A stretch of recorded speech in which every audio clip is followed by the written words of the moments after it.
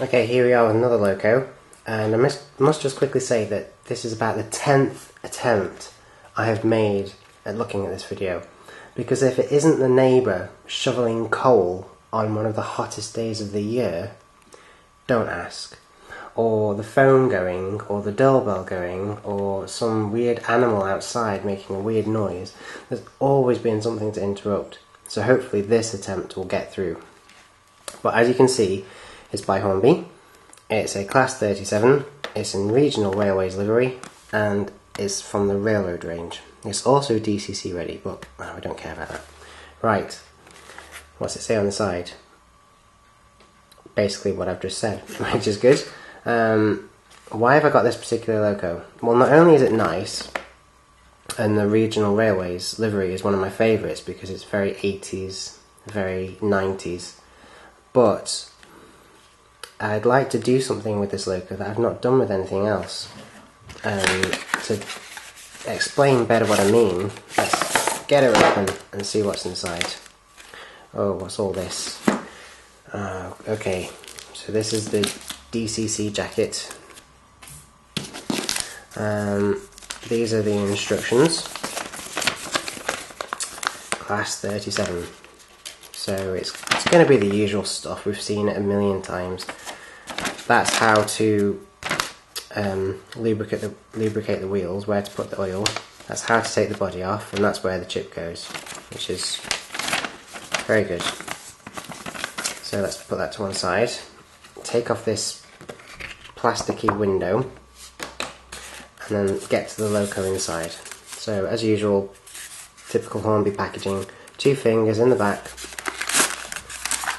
and the loco pops right out. And there she is. Now the first thing you notice is that even though she's from the railroad range, there's too many R's there, she's quite heavy, which is good. Heaviness is good because it's all traction, you see, pushing down on those rails, making her have lots of grip and haulage power, which is really good. Okay, well, what do you notice when comparing the railroad budget model like this to the more premium models from Bachmann and V-Trains? The first thing you notice is that on the bogies there should be paint there, and there isn't.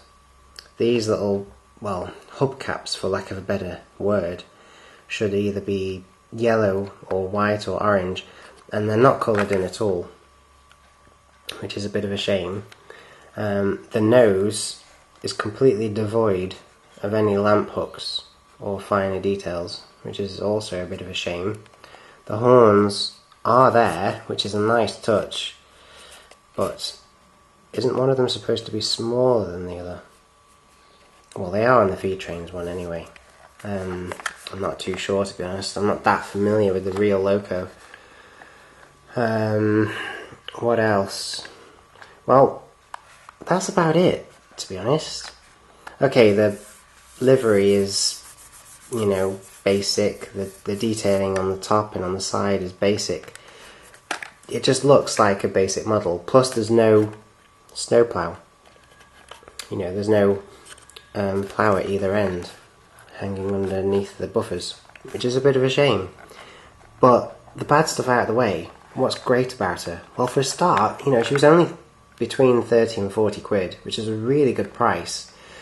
The detailing is good for that price.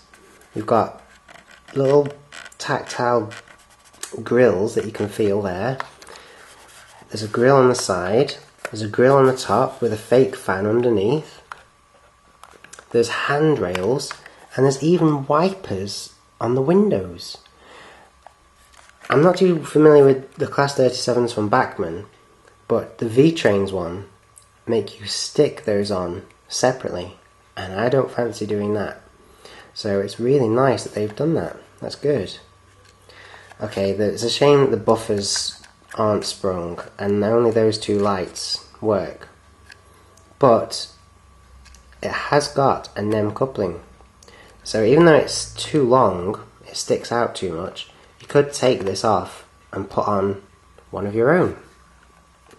But other than that, she's great. For the money, she's absolutely great. perfect for youngsters. Perfect for anyone just entering the hobby that's either on a budget or really young, because there's no superfine detail to snap off or easily damage, and that's good. And what I want to do with it is I want to make her dirty. Oh yeah, I want to weather her. I want to put grime all along the bottom and grime all around the nose and stains on the roof so that it looks like she's real. And I don't do that with a really expensive model, but with a model that's only cost 30 to 40 quid like this, well, you can afford to make a complete mess of it really and do it again. So let's put her on the track and see what she runs like. Okay, here we are over at the piece of track where I like to put the loco on and test her. So let's just load her up, make sure all the wheels are touching.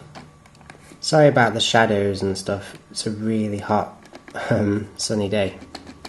Anyway, she seems on to me, so let's give her a bit of juice and watch her roll.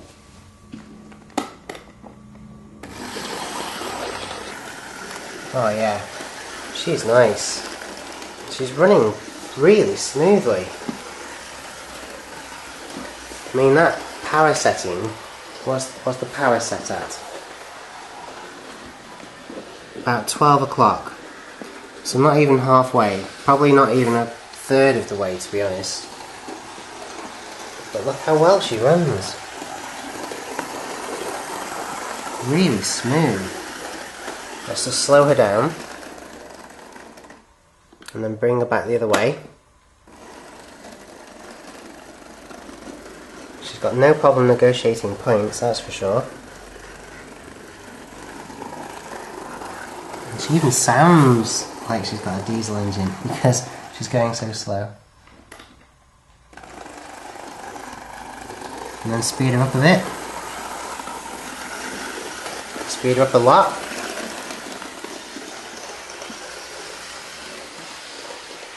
Yeah, she's great.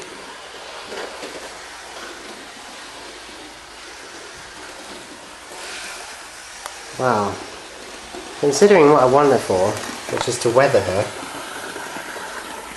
she's perfect. Absolutely perfect. Let's go have a closer look.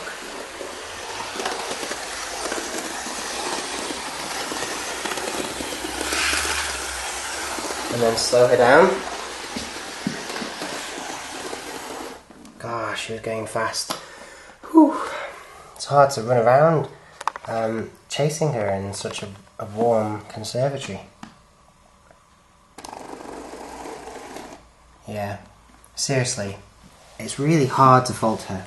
Even though she's not got the best detail in the world, she runs well, she looks good, excellent value for money, and as I say, I want to weather her, and I can't think of a more perfect model to experiment on. She's great.